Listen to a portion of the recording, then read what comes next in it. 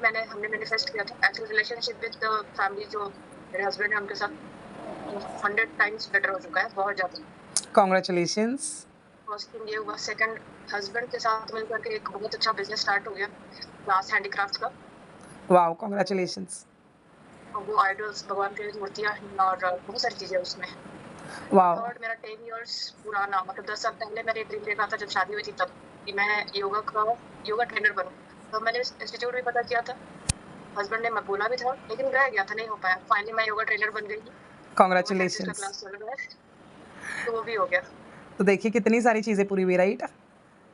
और उसमें भी सबसे फर्स्ट थिंग हम सारी सिस्टर्स ने मिलके मैनिफेस्ट किया था कि हमारे भाई की शादी हो जाए। हमने जैसा मैनिफेस्ट किया, शादी, लड़की, घर, परिवार, एग्ज़ैक्टली वैसा ही हुआ। धूम-धाम से तो हुई। वो बिगेस्ट चीज़ था हम सारी सिस्टर के लिए। येस।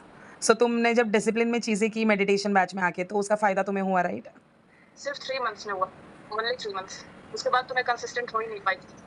हाँ, बट उस 3 महीने में भी कमाल दिखा दिया, राइट?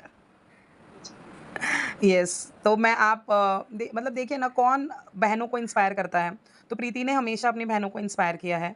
सो वो ऑलरेडी बहुत कुछ अपने फैमिली के लिए कर रही है। तो जब आपका भाव किसी के प्रति सच्चा होता है ना, तो आपके भी जीवन में खुशियाँ आती हैं, आप समझ रहे हैं? तो सबसे इम्पोर्टेंट है, आप अपनी जर्नी पर बने रहिए। आप अगर कंसिस्टेंसी के साथ आगे बढ़ते हैं, तो वो टाइम आता है कि जब जो आपने सोचा भी नहीं है, वो सब कुछ आपको ईज़िली मिल जाता है। लोगों को लगता है कि अरे मेडिटेशन बैच से क्या होता है? लेकिन इसी से तो डीप रीप्रोग्रामिंग होती है। एग्ज़ैक्टली 1 मतलब आप 1 घंटा आकर यहाँ पर बैठते हो। यहाँ आप अपने फ़ोन के साथ नहीं खेल रहे हो, आप ना कोई रील देख रहे हो, आप बस मुझे सुन रहे हो। और हमारे मेडिटेशन बैच की एक ख़ास बात है कि हम कोई चीज़ रिपीट नहीं करते, तो आपको बोर भी नहीं लगता है, हर बार कुछ ना कुछ नया है। लोग तो डेढ़-डेढ़ साल से जुड़े हैं, राइट? तो हर एक बार आपको नई चीज़ें हैं तो आपको मज़ा भी आता है।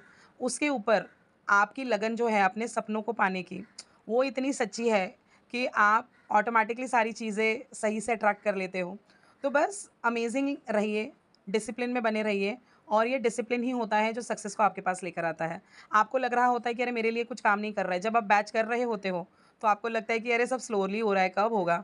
लेकिन एक ही दिन आता है और सारी चीज़ें ऑटोमैटिकली हो जाती है। जब आप पीछे मुड़ के देखते हो तो आपको समझ में आता है कि हाँ, इतनी सारी चीज़ें तो हो चुकी मेरे साथ, राइट? तब आप अपनी जर्नी को डिकोड करते हो। सो